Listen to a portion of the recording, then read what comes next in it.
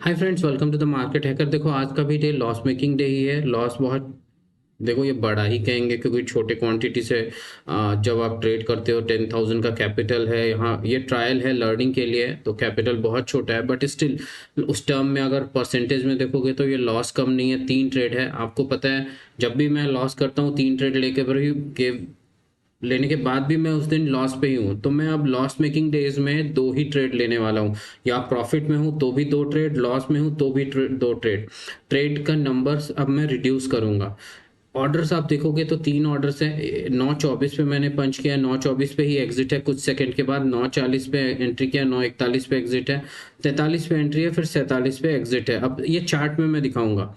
Actually मेरे एक viewer ने ये भी कहा कि जब वोलेटिलिटी कम होता है मार्केट में, बेसिकली इंडिया वीक्स अगर आप देखोगे तो बहुत लो है अभी, तो ऐसे सिचुएशन में वोलेटिलिटी कम होती है मार्केट में, तो ट्रेडिंग बहुत सक्सेसफुल होने के चांसेस कम होते हैं।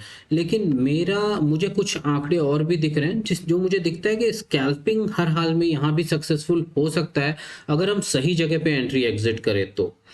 अब आप आ जाओ, इन ऑर्डर्स को मैं जस्टिफाई करता हूँ कब और कैसे मैंने ऑर्डर लिया है, और मेरी एनालिसिस सही होने के बावजूद भी मैं लॉस में हूँ।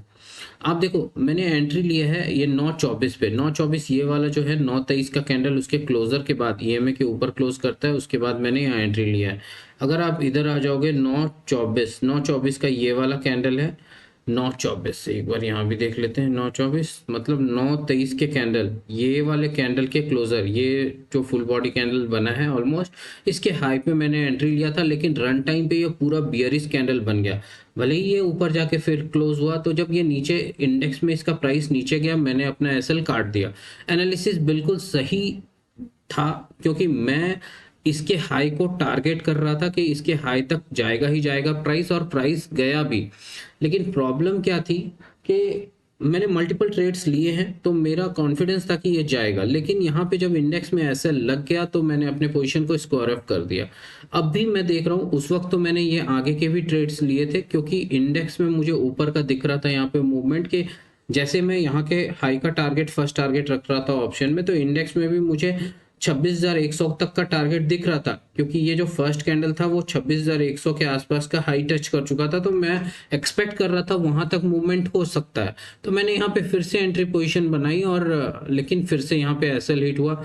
प्राइस नीचे गया, इस ग्रीन कैंडल पे बनाया, और नेक्स्ट टू नेक्स्ट कैंडल में नीचे आ गया।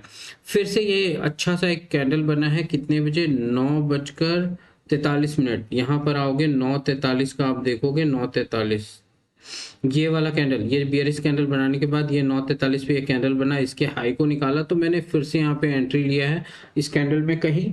लेकिन ये फिर से प्राइस रिजेक्शन लेके नीचे चला जाता है, और जैसे ही रिजेक्शन लेने लगता है मैं यहाँ पे एग्जिट कर देता हूँ। तो एग्जिट तो ठीक है, बट यहाँ पे मैं होल्ड नहीं कर पा रहा हूँ, जहाँ मैं अच्छे ट्रेड्स में भी, इस वजह से मेरा प्रॉफिट नहीं बन पा रहा है।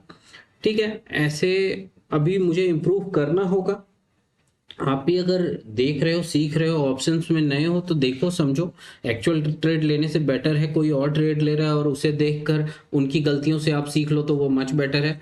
तो ऐसे लर्निंग वीडियोस के लिए मेरे इस चैनल को सब्सक्राइब करें। Thanks for watching.